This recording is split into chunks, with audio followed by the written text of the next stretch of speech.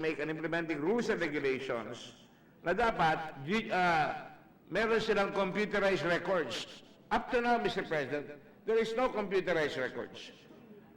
Pagka-computerized ang record, Mr. President, malalaman na natin kung ilang taon na nagsisilbi yung tao yon at kung ano ang conduct na ginagawa niya sa preso, Mr. President.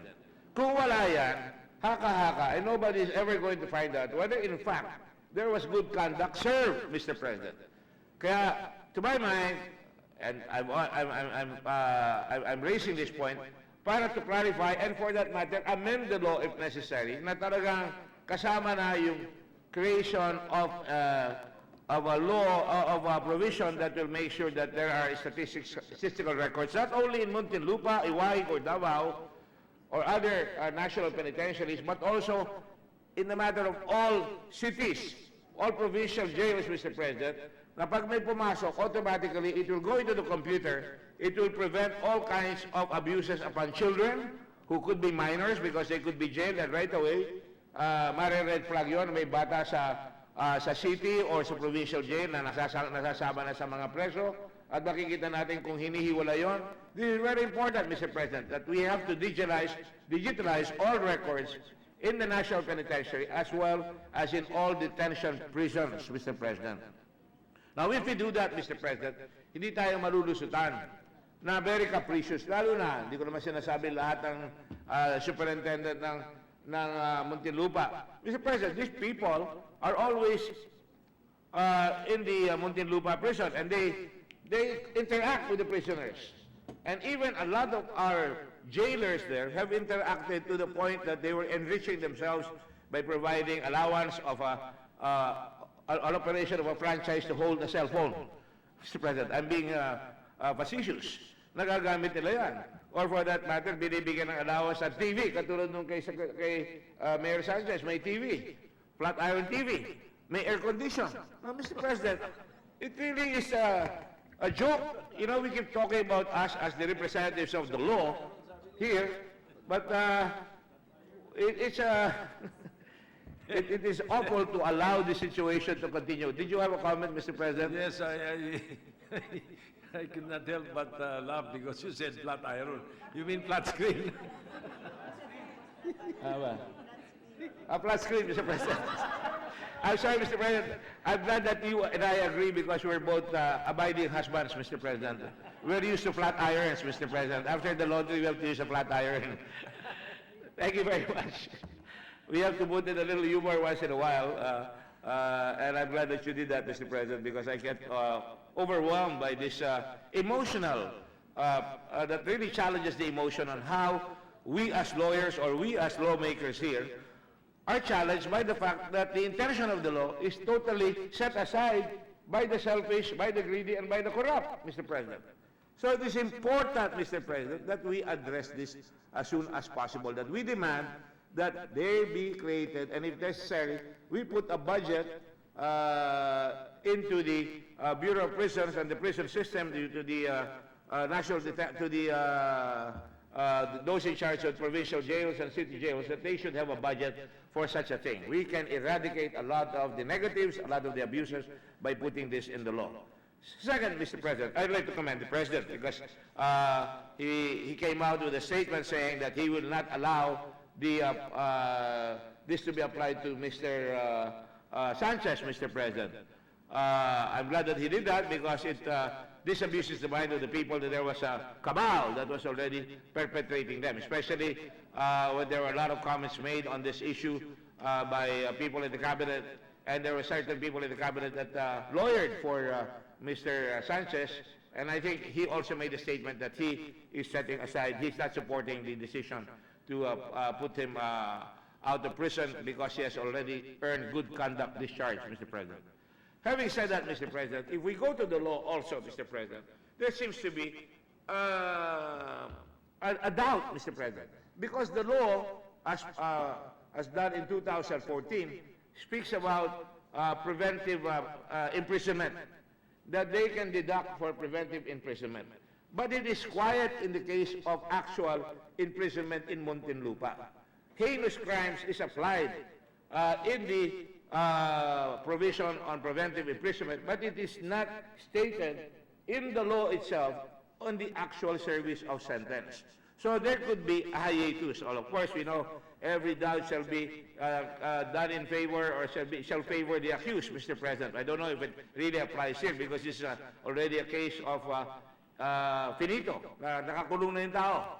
But however, when you have a law, every intent of the law will be applied to those who are accused or could be serving sentence. Now, I'm not ready to debate on that matter. I have not researched that extremely well. However, Mr. President, I would like to say that we must make a clarification on that, Mr. President. If it is meant to apply to those serving sentence, then let us say so, para there can be no doubt. And then also, Mr. President, on another point, and this is, I think, a very important point, we cannot allow the Muntinlupa superintendent or the superintendent of prisons to be the one to say he has served good conduct. It is subject to checks and balances like the Board of Pardons and Parole.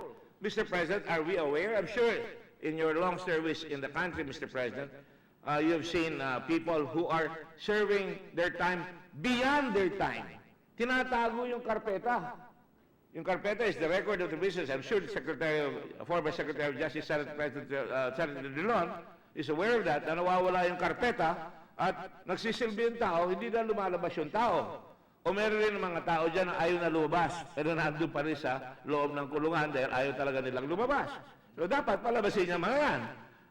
Also, Mr. President, meron mga kaso doon sa mga city jail, sa provincial jail, na nagsaserve sila, na under detention sila, dahil sa bagal ng ating mga kaso, na ating paglilitis ng kaso, ay nalampasan nila yung nakaugmang sentensya sa kanila, Mr. President. They already passed the sentence that would have been given them.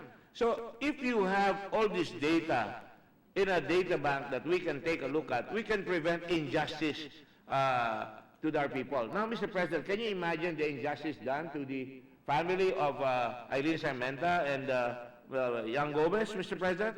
Aba, imagine, Senator Subiri was very upset. A lot of us were very upset. I saw the Facebook accounts.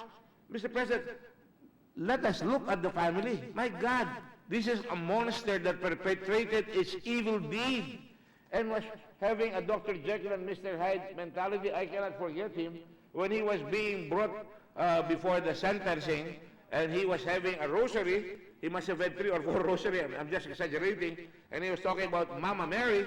But when he was convicted, he said expletives on the way out. You know, the PI word. How can you say that this guy can be rehabilitated? Now, Mr. President, I am not one who's saying that we should not give a second chance. I believe in that. But that has got to be proven beyond any doubt, Mr. President, to assuage and alleviate the suffering of the people whose families they snuffed happiness out of, Mr. President. And therefore, they should not be allowed to do so because the people are owed justice, Mr. President. And if they get away with this, kundi naging vigilant ang mga tao, kundi umalma lahat tayo mga senador dyan at mga tao, abay baka nakalusot. And I'm glad the President took action, Mr. President, because it clarifies that we are a government of laws and not of men, that justice must be done, though the heavens fall, Mr. President. Now, Mr. President, the other thing I would like to propose, again, here is that we help the Supreme Court make sure, and we're not going to interfere because this is a principle already that they're doing. I sit in the Judicial Bar Council, I also lobby with them to say, we have to really make the continuous hearings work because otherwise, Mr. President, yung sinasabi ko na nasa detention, ay matatapos na yung kanyang sentensya kung siya'y masisentensyahan, na hando pa siya nakakulong, hindi pa natatapos yung kanyang pagbibista. So having said that, Mr. President, I think I was quite clear and passionate about this matter, Mr. President. I will now withdraw and allow us to think it over and put it to the necessary... Sorry? Yeah, Senator, I will allow myself the privilege of answering the questions of our distinguished senators here, Mr. President. Before we recognize Senator Angara, we would just like to place on record, and I'm sure the minority leader could car with me, because we were here when that law was passed. or that bill was passed. You know. The original intention of Senator Miriam Defensor Santiago, who was the principal author and sponsor of that law, was to give credit really to those with good conduct and behavior. And then it was also a way to reduce the population in the believed prisons, and then also to remove the aging convicts who have served us with good behavior and conduct. Now, we understand your point. We do agree that the carpeta should be automated. Ano? At hindi dapat yung Bucor ang tumitira ng listahan, di ba? It should be automated so that that will be reviewed. And that is the reason we filed proposed Senate Resolution 107, so that your committee can look into these amendments and include these amendments into the law, so that we will be able to solve this particular issue. Anyway, with that on record, we'd like to recognize Senator Angara. Just to answer, Mr. President, this representation is your servant and the Senator, so that we could indeed put in the necessary amendments. Thank you, Mr. President. All right. Senator Angara is recognized. Thank you, Mr. President. I'd like to commend our chair of the Senate Committee on Justice, and we would like to place on record our support for his moves to review the law. I think he's right. There is an inconsistency between Section 1 of the law. For full disclosure, I was the author of Section 1, Mr. President.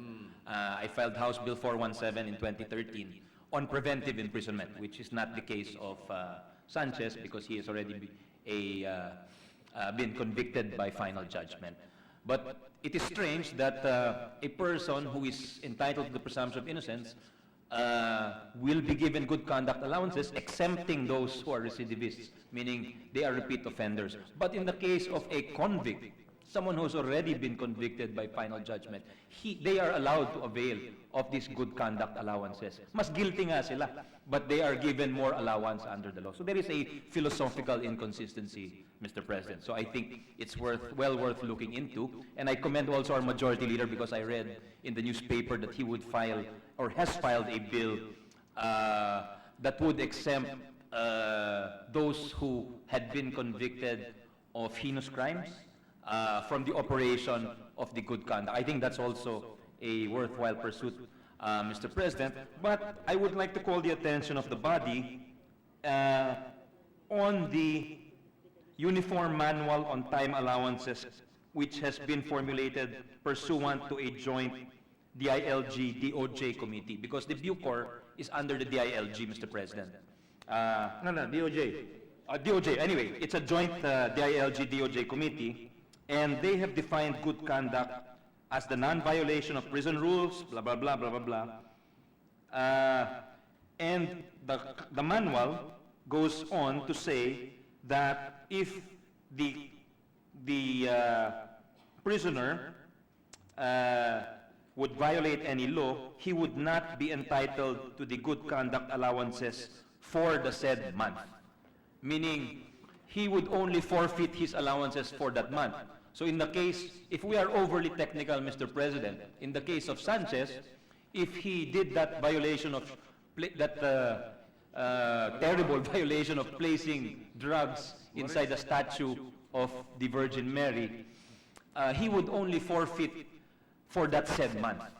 For me, that is totally absurd. That is interpreting the law totally against the spirit of the Constitution, totally against the spirit of our philosophy on penal laws, Mr. President. So I think that is something that the good committee, led by our very dynamic and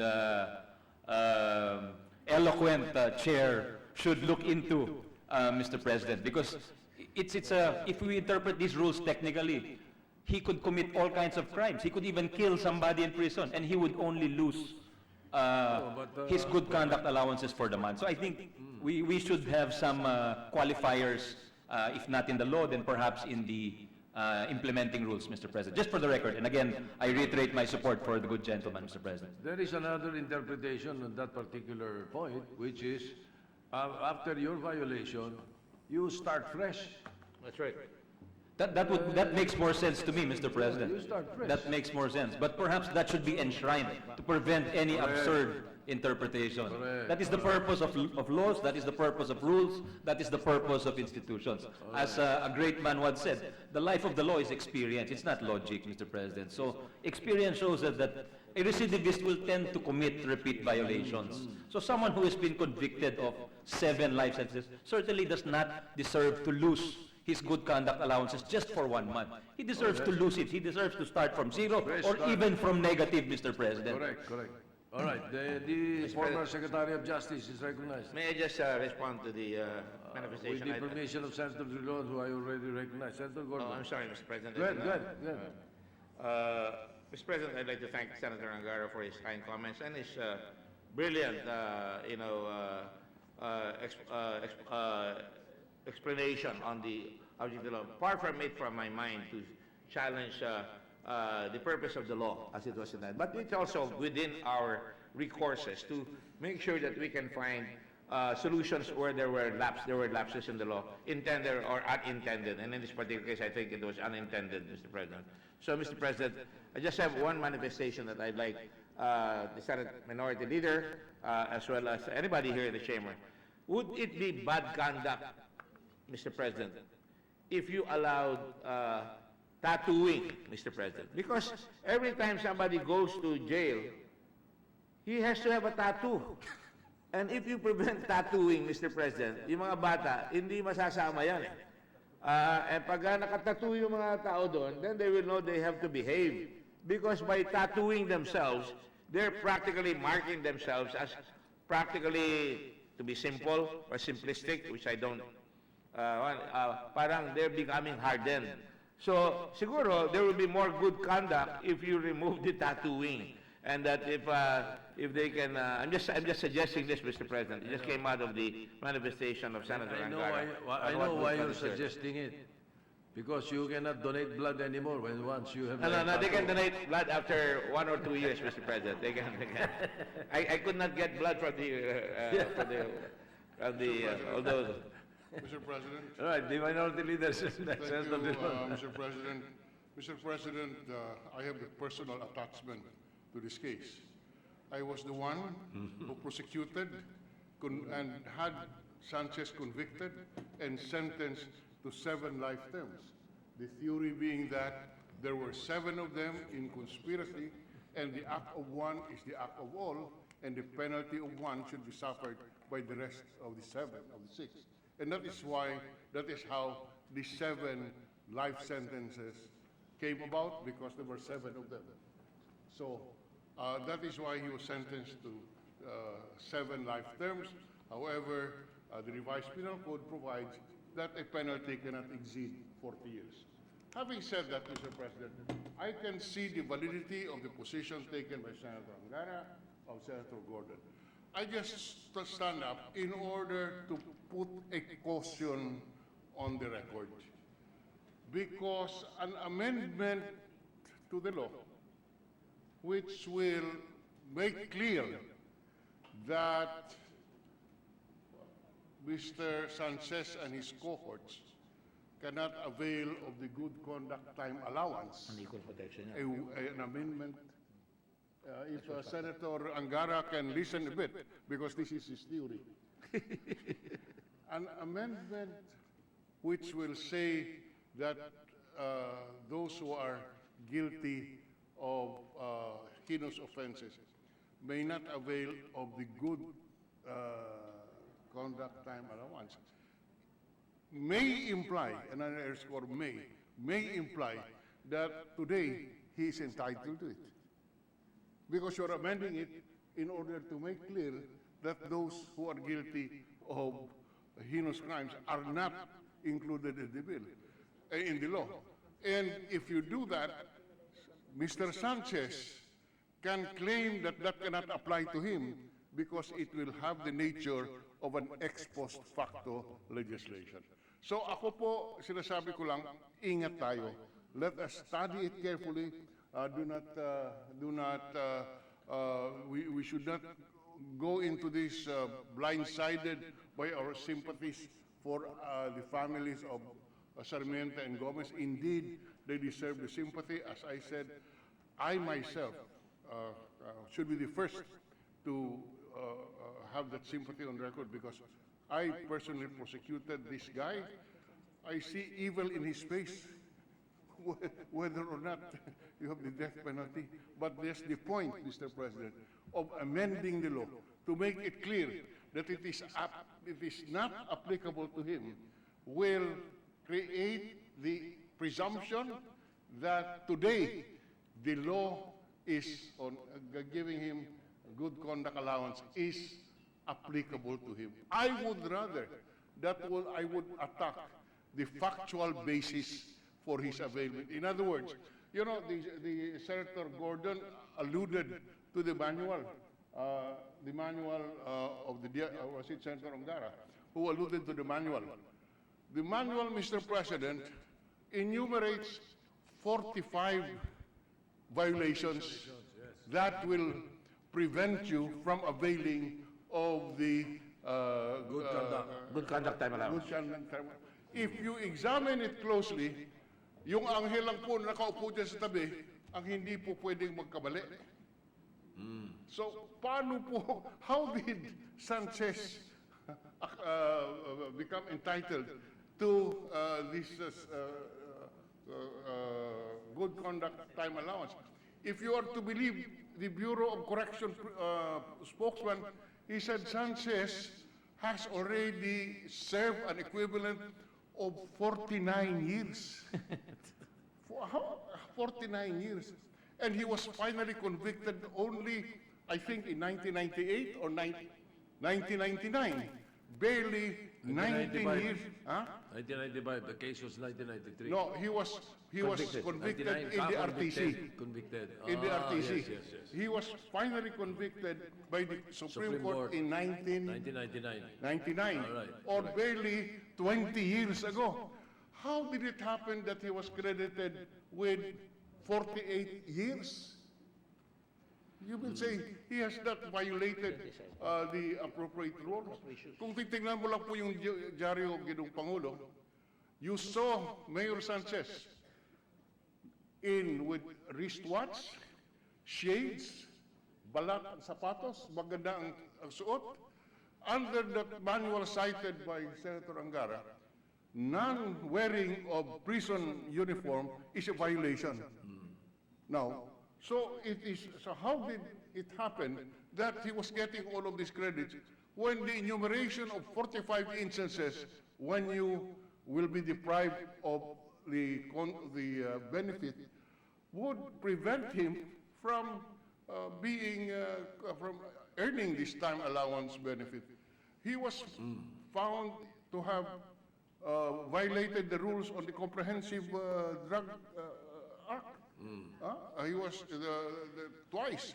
And under, again, that manual of the OJ, it says violation of the law or an ordinance. We can clarify then that his fresh start, his day one for good conduct was after the picture was taken with him with sunglasses. Yes, Mr. Di ba?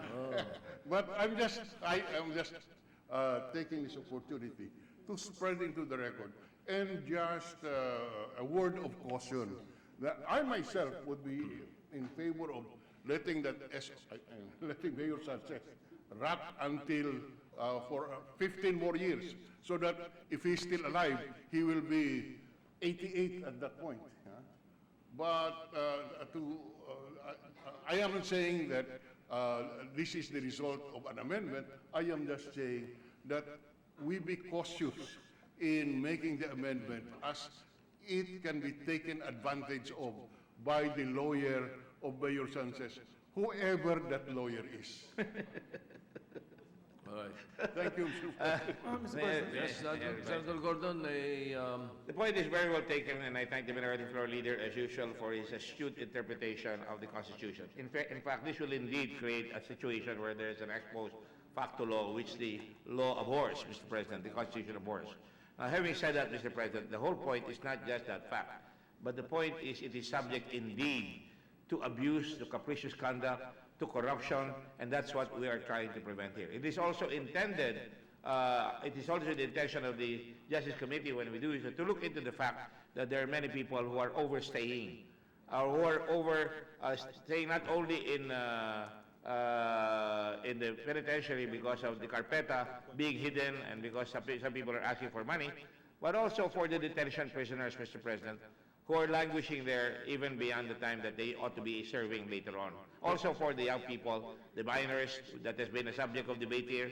A digitization will allow us to see at any time, the public to see what is happening, and it will also allow for the public, especially those who have been aggrieved, to find out what is the status of the person who killed or who raped or who robbed them, so that they will know what to do just in case that happens, Mr. President. Thank you. But you were correct when you said earlier that some of them are overstaying because they do not want to leave. That's correct, sir. As a matter of fact, Congressman Baby Asisio, who served 11 years, as he was in fact the mayor of the entire Muntinlupa, the National Bilibid prisons. He served for 11 years. He was pardoned by President Marcos after the 11th year, but once he received the pardon, he did not leave. He could not leave. He said he was afraid going out. He had a trauma going out of the Muntinlupa. He went back and stayed for another almost 1 year. So I understand your point when you said there are overstaying who should not be there anymore. That's correct, sir. Correct. Anyway, Majority Leader. Yes, Mr. President. Just also my 2 cents worth on this issue with the indulgence of Senator Gordon. Although I agree with Senator Drilon that we should tread carefully on this particular issue, but it's similar to what had happened anti-hazing law, where there were loopholes that were being exploited by certain groups when a case would be filed against them. The particular reason, and I'm not just talking about Sanchez, although I'd like to put on record that I was appalled with the move of the Bureau of Corrections to allow him to avail of the good conduct time allowance, being that I'm from UPLB, Mr. President. They're my co-alumnus of UPLB, and I remember that my co-alumni, and I remember, Mr. President, that the places where they were kidnapped were the places that I would hang out.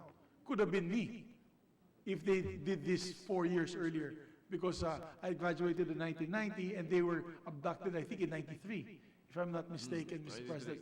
So it could have been me, could have been my friends. So medyo masakit po din po sa amin itong mga taga UPLB. And the good minority floor leader would have been the one prosecuting them. But my point being is there are a lot of things that we can look into, because what struck with me, Mr. President, was a statement of our good colleague, Senator Lacson. And when he mentioned the other day in the news that, or actually no, in conversation here last week, that there were several kidnapped for ransom convicts that are applying for this particular GCTA, Good Conduct and Time Allowance. Mr. President, imagine the families that testified against these people.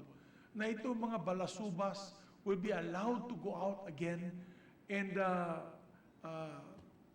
be possibly a threat to these families. Nakakala nila nakakamit na silang hustisya, that they are going to be there for life. And this is not just on kidnap for ransom, many other instances of drug trafficking to other heinous crimes, Mr. President. And that is why a review needs to take place. We need to review the law, and I support the move of Senator Gordon. Maybe, for example, there's a provision in the law. And I'm not a lawyer, Mr. President. I do not pretend to be one, although sometimes we call ourselves murag abogado. Murag abogado in Visayas, parang abogado. Mr. President, for example, it is the Bureau of Corrections, the Bureau of Corrections head, who can make the decision, who can avail, and if I'm not mistaken, correct me if I'm wrong, the good gentleman is there to correct me, on the privileges of the GCTA. Can't we put further another layer where the DOJ reviews the recommendation of the BOC? Because let's be practical about it, Mr. President. The BOC is not run by lawyers. Many appointments to the BOC, the Bureau of Corrections, are either ex-policemen, ex-military, like what we have in the past few years, they're not lawyers.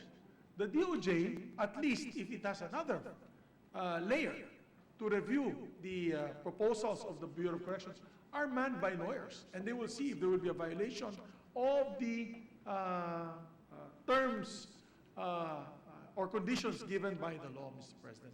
So things like this we should look into, and I'm not doing this just for that Sanamagan, or strike off the record, Mr. President, this fellow convict Sanchez, Mr. Sanchez, but for everybody else, because if that happens, Mr. President, my worry is nobody will testify. Nobody will risk their life, knowing fully well that those guys will pretend and feign to be good people for the next 10 years, which has happened in the United States, by the way, Mr. President, and come out of jail, and their lives, they will just go on a hunting spree and look for these people and terminate their lives and go back to a criminal spree or go on a criminal rampage, Mr. President.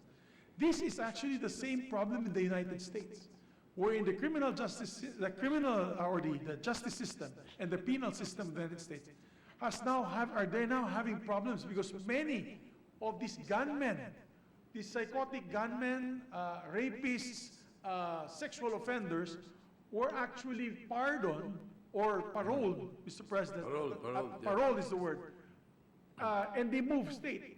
They just move from California to Utah or California to Texas, and then they commit the crime again, and it's found out that this fellow had convictions in several states and paroled. Yes, I've read about that also. Mr. President. So that is one thing that I think we should look into. And I'm happy that we have legal luminaries here. We have former DOJ Secretary, former Senate President of ours, as well as Senator Gordon and Senator Angara, who can help us. And on the side of the PNP, we have the likes of Senator Lacson, who himself has apprehended. He mentioned earlier in our Committee on Rules meeting over 83 convictions of kidnap for ransom that are rotting in jail, that are applying now for this good conduct and time allowance, Mr. President. So we have to look into this further, Mr. President. That's the problem with the term that some are saying about second chances. We're going to give them a second chance to commit the same crime again? Correct, Mr. President. It could be the other way around, right? So, Yes. So I have a better suggestion. But of course, this is just a mere suggestion. We will let the committee do what its work. But my suggestion is repeal the law. Yes, Give Mr. it back to the president, presidential pardon. And the That's it. parole, yes, Mr. President. Repeal To the law. old system. Yes. Yes, Mr. President. Anyway, yes, so, So I'd like to Pero- move to refer, Mr. President. Mr. President. I believe that. Senator Gordon, Just a comment, Mr. one President. final wrap-up. There have been a lot of privileged speeches because of this speech, Mr. President, and I'm glad that we have tickled the imagination and the mind and the intellect of our fellow senators, and I'm very happy about that. I'm proud about that, because a lot of things came out in the woodwork. I just wanted to say, Mr. President, justice, to my mind, is absolutely violated when those who are victims of injustice finally give up on it. To me, that's the absolute, Mr. President. I remember, Mr. President, I became very, very passionate and very, very aggressive, and to the point of really making sure that I walk my talk all the time, was when the assassins of my father, and remember my father, there were 3 attempts on my father's life, and none of the masterminds were ever captured, Mr. President. Some of them were put in jail. And the final cut of it all was when then President Marcos, siguro may lumakad, kinommute yung sentence from death to life. Kinommute. The feeling, Mr. President, of this representation as well as my family, I cannot speak for my family, but to me, it really hit my chest like a battering ram, Mr. President, because I thought that walang justice dito sa bansa. But then, of course, later on in my years, I've said, okay, the ultimate punishment is really to rot until you finish your term in life imprisonment, which I think is a more difficult penalty, not only for them, but for their families as well. But the point of this conversation, Mr. President, today, and I really appreciate all the comments, is that we try to make justice work. There will be people who will say, katulad niyan, no second chance, mga ganyan. That's a valid point. But we must make it work, Mr. President. Cannot accept, for example, when I went, or I've been there several times in my work as Red Cross, nakikita ko, may mga preso doon, may mga malalaking kama, may tennis courts, and these are friends of ours, Mr. President. I just shook my head, Mr. President, out of disbelief. I kept my mouth shut. I wonder, by keeping my mouth shut, whether I was really perpetrating an injustice. This guy Sanchez, I saw, and approached him from the back, and he was, as Senator Gilon said,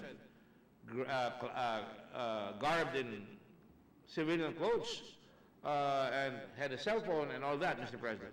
And they were having two parties when I was there, Mr. President. Lechon was being served left and right. There was even somebody, in my last visit, somebody was playing the saxophone, and there was a party going on while he was playing the saxophone. Something is wrong, Mr. President. I don't know what the solution is. I've always said that perhaps we should carve out the Bucor and put several prisons in the regions, Mr. President. That way it will be more controllable. I think the solution of trying to drain the swamp, so to speak, through this law, that was the attempt, I suppose, of Senator Santiago, and I think it was a well-intentioned. That is also necessary.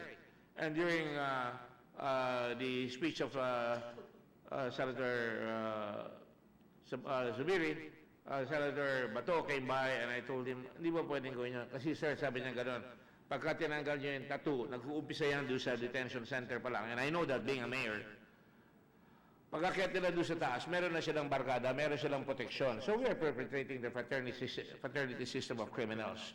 Now perhaps if we go forward, if we say later on, no good conduct if you are tattooed or if you are a member of the gang, baka magbago. But you cannot do that, and I don't think it's going to work either completely, but you could have more jails, more penitentiaries in the countryside.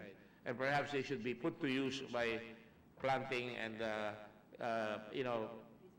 making sure that they can get prison food, better prison food. And that's where you get good conduct also, Mr. President, when they plant or when they start studying for a skill. So, Mr. President, that's all I wanted to say today. I am happy that we are not angry shaking our fist here, but I think we're looking for a solution to all these problems. Thank you, Mr. President. Thank you, dear colleagues. Mabuhay po kayo. Majority Leader. Thank you, Mr. President. I move to refer the speech of the good gentleman from Zambales and all the statements and comments to the Committee on Justice and Human Rights. Right, any objection? Hearing none. Referred to the Committee on Justice. Might as well ask the chairman of the Committee on Justice to check on the bill that I filed establishing a national penitentiary for high-level drug traffickers. We will do that, Mr. President. Especially if you do not want to pass the death penalty law. At your service, Mr. President. I agree with you fully, Mr. President. We can start with that. Remove all the drug offenders from the national prisons, put them in an island full of sharks. I agree, And Mr. then, We totally support that, Mr. President. all right. Mr. May President, we have a few minutes of... yes, may we request for a 1 minute break?